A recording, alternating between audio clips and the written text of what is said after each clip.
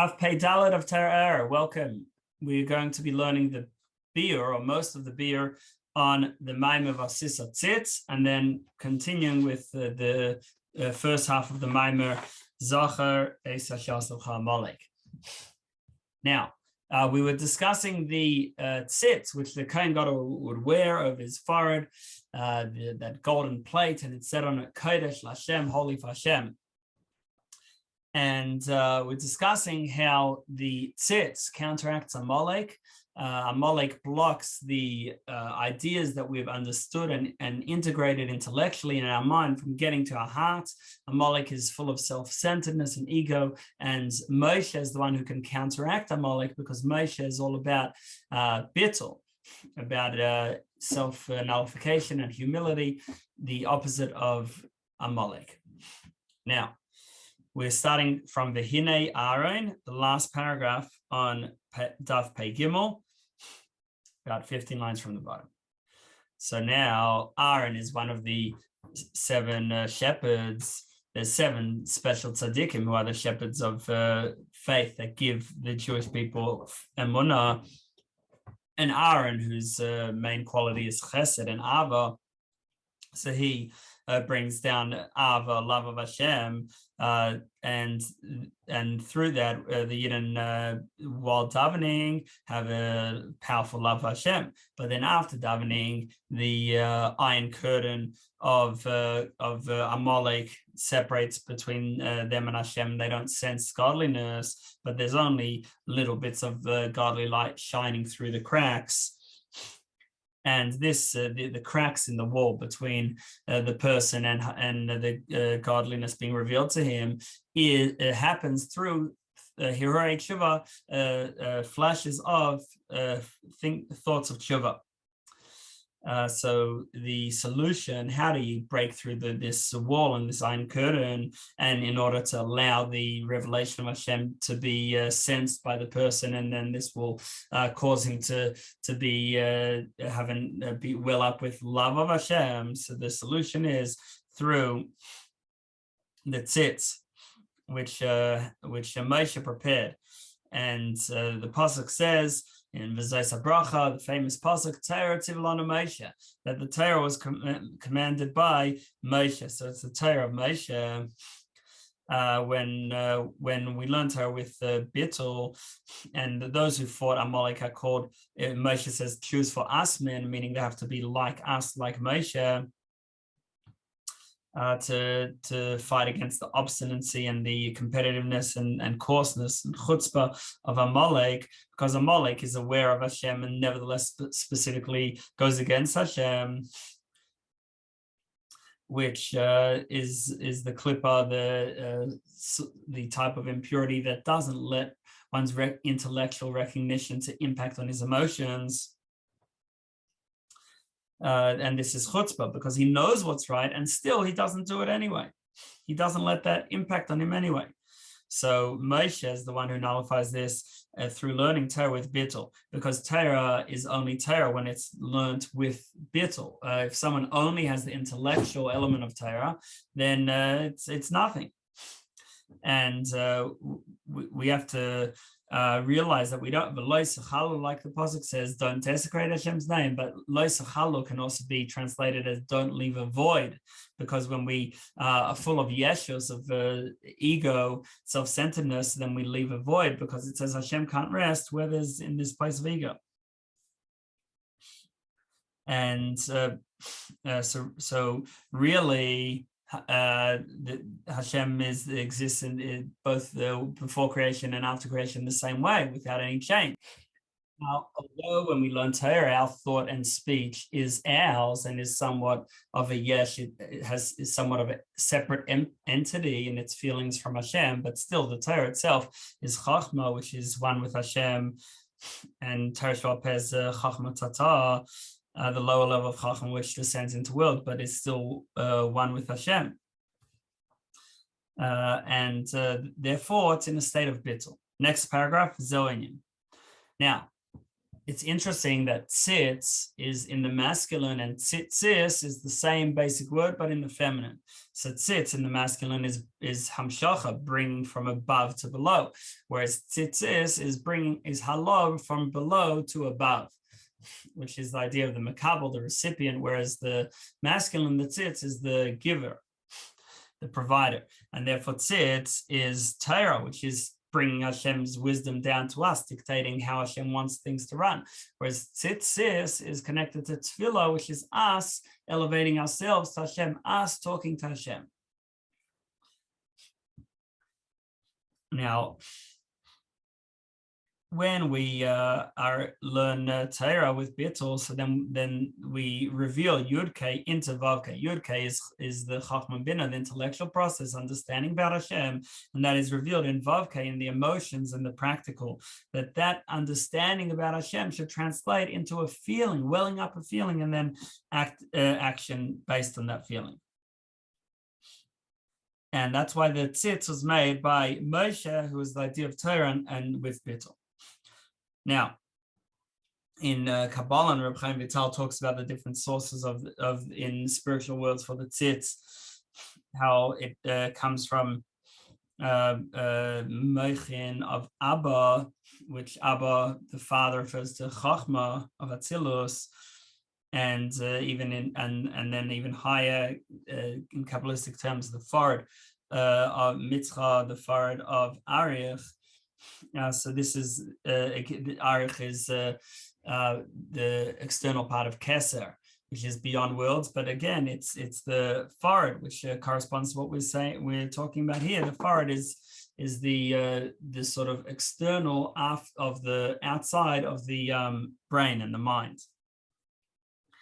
And that's also the idea of Moshe at that level, and similarly the idea of Das Elyon, which the ציץ is connected to Das Elyon as well, the perspective from Hashem's perspective, unlike a Molech that see things from an earthly perspective, Das Tachton. And even beyond Arich, the ציץ, its original source is in the mitzvah and the forehead of Ak, of Adam Kadmon. Which is also connected to Moshe, who's the ultimate bittul, and therefore connects to the intellect within each spiritual sphere.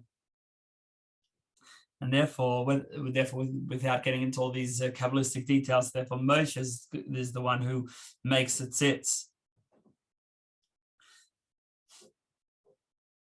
Now, the ציץ was made of zahav tar, of pure gold, which the idea of gold is a fiery love, because silver is also a love, but it's more calm.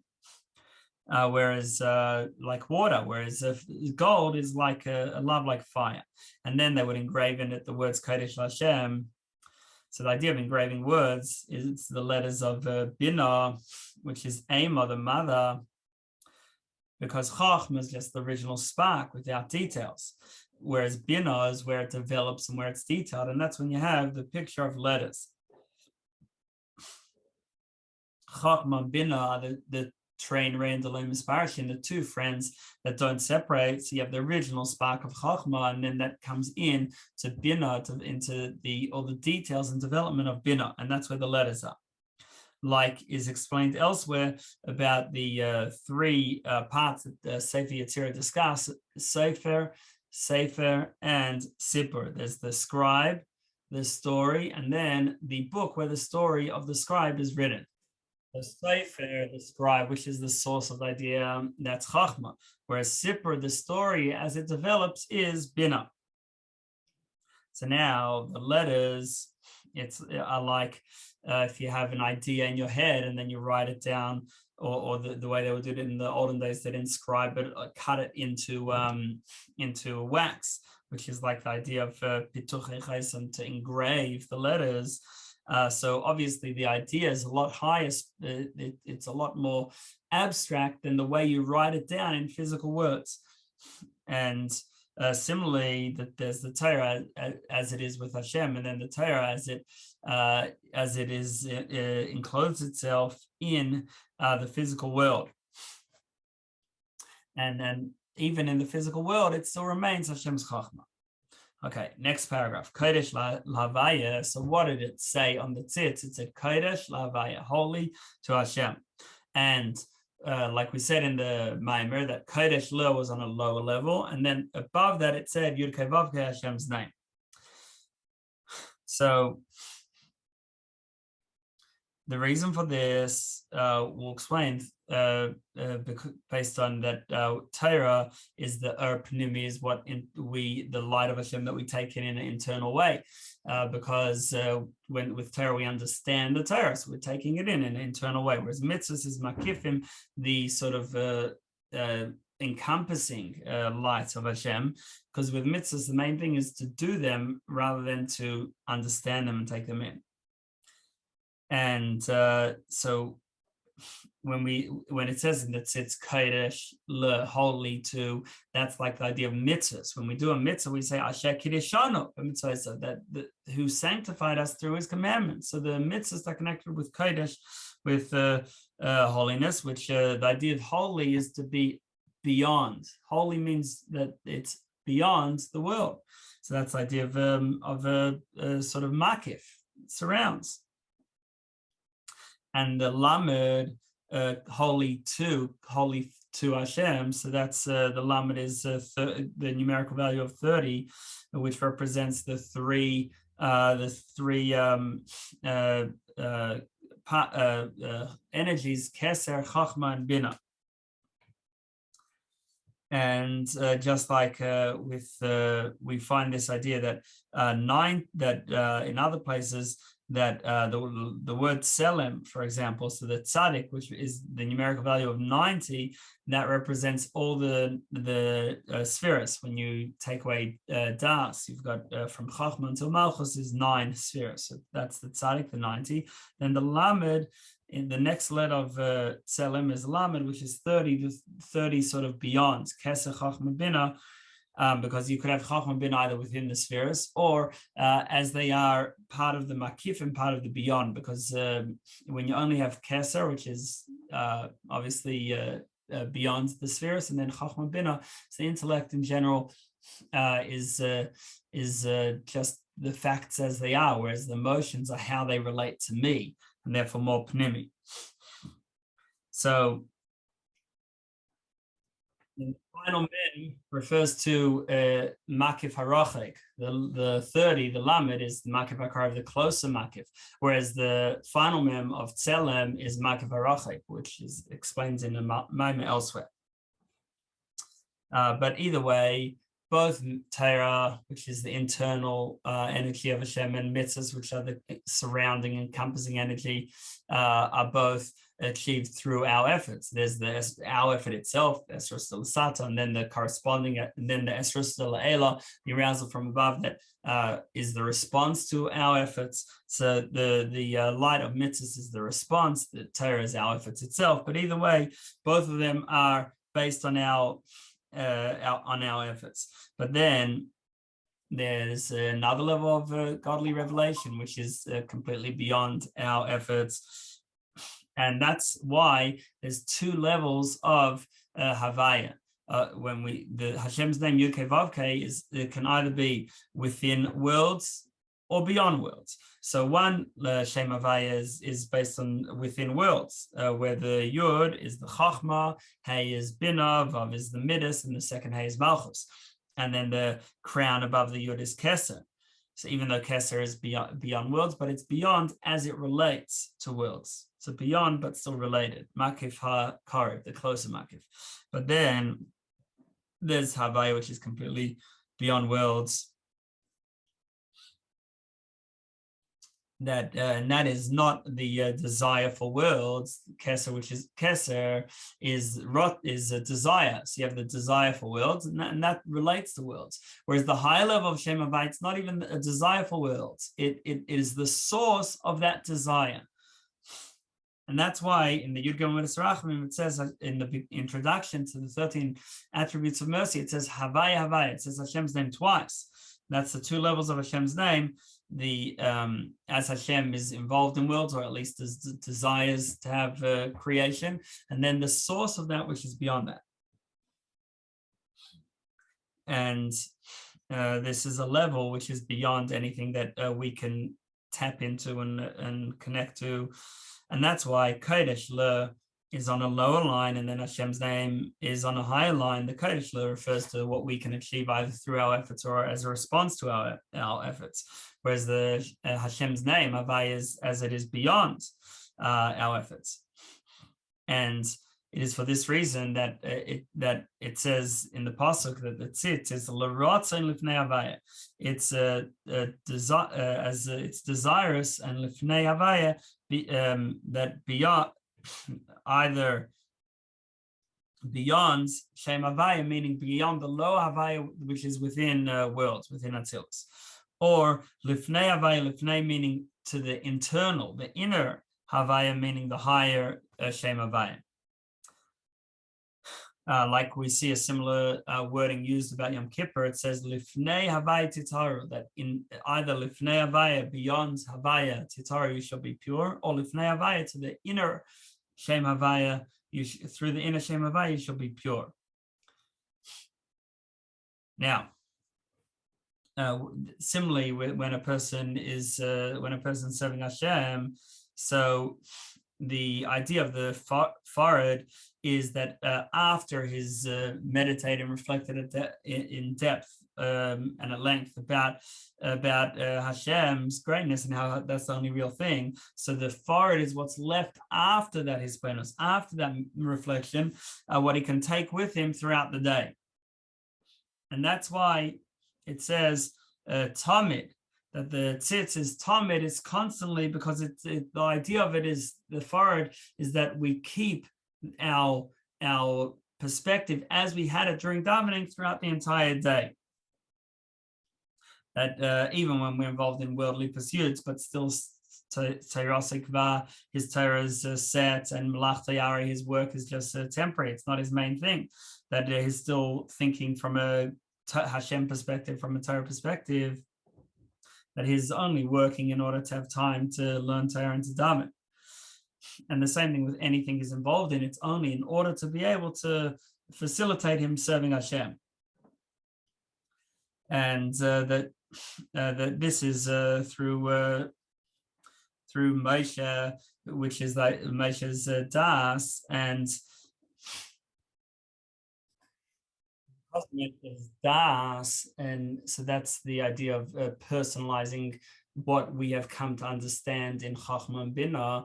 So therefore he fights Amalek, and that's why Moshe needs to make the tzitz. But Moshe didn't need to wear the tzitz because he is das. He has the full personalization within him. But those who are not das, they need to keep at least the forehead, meaning if we don't fully feel that decision in das, what am I going to do with this perspective? How am I going to live differently? And if we don't feel it fully, at least have the bottom line of what we're going to do. So das is the more fully full experience of personalization, whereas the forehead is at least the dot point at the end, and therefore Aaron had the ציץ on his forehead to at least have the dot point at the end, and then Aaron uses that with his quality, which is Ava, the love of Hashem. Okay. So now it says V'nos Aaron es Avon HaKadoshim. So through the ציץ, Aaron forgives the sins of the holy, of the karbanos. So because Aaron is connecting to Hashem, to Shem Havaya, as it is beyond worlds, like we say Havaya, Havaya. There's two names Havaya. So the higher one is the Yud Gimel Midas Rachamim, the 13 attributes of mercy beyond the order of worlds. And that is connected to the idea of the beard, whereas the regular hair is like the energy within worlds. So because Aaron connects also to beyond worlds, so that's the place of forgiveness. Forgiveness is that even though you went against the way you should behave towards me, I forgive you anyway. So it's going beyond. And like the Yud Gimel Midas Rachamim, that are the source of forgiveness. And this is all brought down through the ציץ that brings from the desire, rotzen of the rotzen, in other words, the source of the desire for worlds, keser within keser, and that, like the havaya, which is the in the ציץ, it says kodesh lo, but then it says havaya, Hashem's name, which is the high havaya, totally beyond worlds. So in short, with Aaron is the idea of love, and he gives this extra love of Hashem beyond what we could achieve, but normally Amalek try to block that, and therefore we need the ציץ. Either in best situation and the ציץ has to be made by Moshe. So the best situation is Moshe, which is full das, full identification and personalization of the ideas we've understood in Chachma and Bina about Hashem. If not that, at least the final decision has to be on our forehead, and through that we connect to Hashem, both the within worlds, which is kodesh lo, and the havayas, Hashem is totally beyond worlds, and that is what destroys Amalek. So practically, to at least keep our decisions, to remember our decisions and our the bottom lines of our perspectives in davening throughout the day. Okay, the next part of this today's daf is a new mimer, but related to Amalek, and that's because it's Parshas Tetzaveh is often Parshas Zachar as well, the Shabbos before Purim. We'll begin that mimer now. Second column, Zachar, Amalek Baderech. Remember what Amalek did to you on the way, and we're learning about this, as I said, because it's Parshas Zachar, normally around Parshas Tetzaveh. So it says that the war against Amalek is eternal, and Hashem's name is not complete, and his throne is not complete until Amalek is destroyed. And this is something that everyone has a part in destroying the spiritual Amalek, just as we go out of Egypt in each generation and each day, because we all have a Mitzrayim, these constraints within ourselves, and an exodus, an escape and liberation from these constraints. So too, after we get out of Egypt, we also confront Amalek and have the war against Amalek. Like it says that Amalek, remember what Amalek did to us on the way, but when we went out of Egypt. So this is the next step after going out of Egypt, which we mention every morning and evening. Next paragraph, so to explain this, so the Jewish collective, in other words, the source of all our neshamas, is called Knesset Yisrael. And Knesset Yisrael is called Libi, Hashem's heart, my heart. Like the pasuk says in Shir Hashirim, Levaftani Yachesikala, that you have captivated my heart, my sister, my bride. And the heart is the place where the life force is centered, and then from there it pumps out to the rest of the body.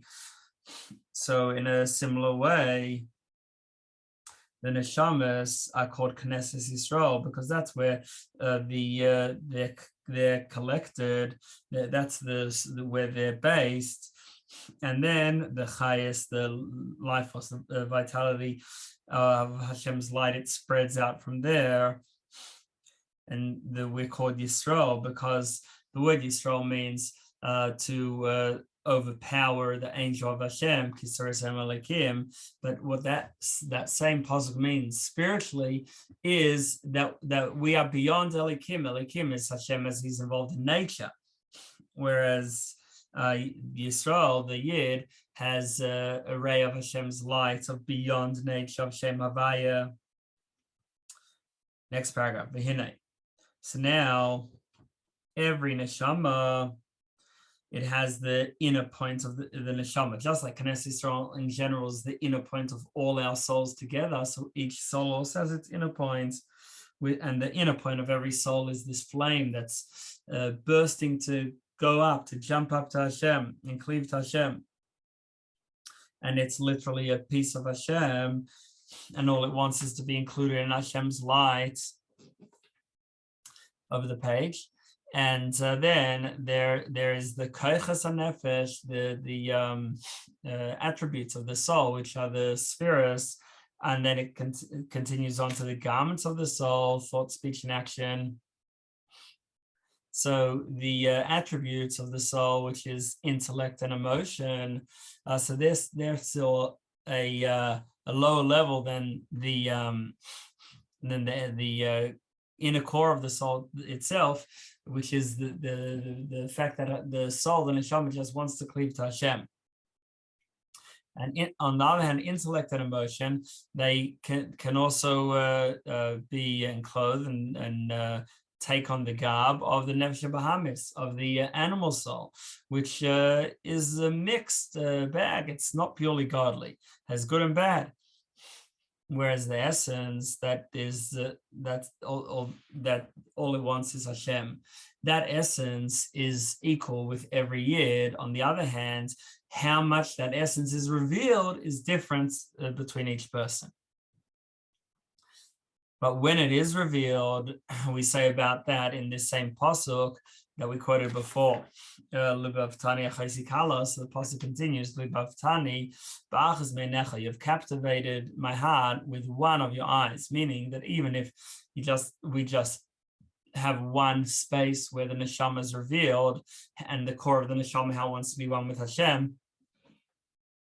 So that place, that is like one eye, so that so to speak captivates the heart, and that's the essence of the neshama. Next paragraph. Now, the idea of Golus Mitzrayim, the exile in Egypt, is that the pnimis nekudas halev, the inner core of the heart, is in exile and is not revealed. All that is left is emunah, as the faith. That like it says that the people believed, or Yisrael maminim b'nei maminim, that the Yidden are believers, children of believers, but the passion and the feeling is covered up. But then it says that Hashem will take us out of the affliction of Egypt, to a good and broad land. So that's a place where we have not only emunah in Hashem, but we are able to perceive godliness in a broad way and know Hashem. And that will foster a passionate, flaming love of Hashem. That the inner core of our heart, which all it wants is Hashem, will be manifest throughout our whole being. On the other hand, when all that's left is the faith in Hashem, so then it's superficial. It doesn't affect our whole being. But when we're able to broaden that so that it spreads throughout our mind and heart, then it's our full self, not just the deepest core, but it's manifest everywhere. And of course, this will depend on each person according to the degree of spiritual sensitivity of his mind and heart. And it's through thinking about how Hashem is one and unchanged that the whole creation doesn't change Hashem. And Hashem is totally beyond us, and there's only a ray of Hashem that is involved in creation, which the idea of creation is allowing for some level of independence. That's not Hashem himself. Is only Hashem. Only this ray of Hashem allows for to energize something which is somewhat separate. But really, we're all the only thing that there is godliness, and therefore we should all be batel, we should all be nullified before Hashem, and that's what we should yearn for, and that's what all the angels are clamoring for with the passionate noise. So the more we think about this, we realize that the only thing we should desire and pine for and try to achieve is closeness with Hashem. And like it says that who is there in the heavens and the earth? I don't want anything except Hashem. And this meditation, thinking about how Hashem is echad, Hashem is one, the only real thing, that's what brings us to the next pasuk. That we should love Hashem, our God, to love Hashem, your God, with all your heart. So this means all your heart, that the heart should be the resting place for revelation of Hashem, that it should be able to be manifest in the heart with a passionate, fiery love that stands against any opposition, obstacle, and throws itself totally into its desire for Hashem and pushes out any blockage from the nefesh, from the animal soul.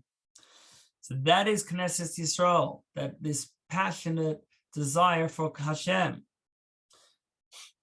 which Yisrael above is, like we said, it's a Sarisam Elikim, it's a Bav Elikim, that it connects to Hashem Havaya, Hashem's name beyond nature. And then Knesset Yisrael receives this revelation of Hashem as he's beyond nature. So that's B'chol Levavcha. Then B'chol Nafshecha. So if we have this passionate love in our hearts, then what are the ways of cleaving to Hashem? There's thought, speech, and action. So let's do it. B'chol Nafshecha, our whole being, with all three garments of the soul, thought, speech, and action. That our thought should be full of Hashem's thought, our speech full of Hashem's speech. And this is the meaning of the next pasuk of Shema V'haya Dvar Ma'ela, that these words, Asher Noichi, that I, meaning Hashem's essence, Mitzav Chayim, commands today. And then it continues that we should speak about this wherever we are, when we're in our homes and when we're traveling, morning and evening, meaning that our thoughts and speech should be totally engrossed in Hashem. And even though it says that that our thoughts are not his thoughts, so how can our thoughts coalesce and fuse into Hashem's thoughts? Well, the same pasuk continues,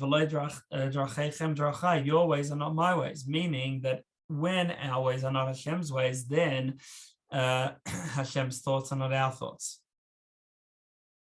But when we make Hashem's ways our ways, through thinking about Hashem Echad, Hashem is one, and that's the reality, and trying to think about how the real truth is from Hashem's perspective, and this is the path of Hashem, Hashem's path. So then we can have b'chol nafshecha, love Hashem with all our soul, meaning that our thoughts are one with Hashem's thoughts. Next paragraph, so now, to have this revealed when we say Shema, that our the core of our heart, which all it wants is closeness and oneness with Hashem, should be revealed when we say Shema, and that the love of Hashem, the Vahafta that we aspire to increase Shema in the recital of Shema, is such that is our pleasure. That it's like the pasuk says in the beginning of the 5th chapter of Shir Hashirim, that achalta yarim davshi, that it's like my honey and my sugar cane, and realizing that Hashem is our us, it's our life force, our vitality, and just like a person loves himself, so he loves Hashem, who's the real him and what's really enlivening him, and so this is the meaning of the pasuk Tamur Ukitayv Hashem, that taste and see that Hashem is good, and this is the inner meaning of Eretz Yisrael being called the land flowing with milk and honey. The honey is this sweetness and this pleasure in Hashem that we can come to, hopefully, with Ahavas Hashem, with love of Hashem, to the Eretz Torah Chava, the good and broad land, which is when our mind and heart is full of this awareness, consciousness, and love of Hashem. We've said that our neshama, the core of our neshama, all it wants is Hashem, then what we want to achieve through reflecting and meditation about Hashem Echad, Hashem is one, and the only real thing is to bring that love throughout our mind and heart, and then that's b'chol levavcha, and then b'chol nafshecha to bring it throughout our thought, speech, and action. That we should cleave to Hashem in thought, speech, and action, and that we should just have a pleasure and delight in Hashem. Now we're going to go back to explain how Amalek blocks that and the antidote to Amalek.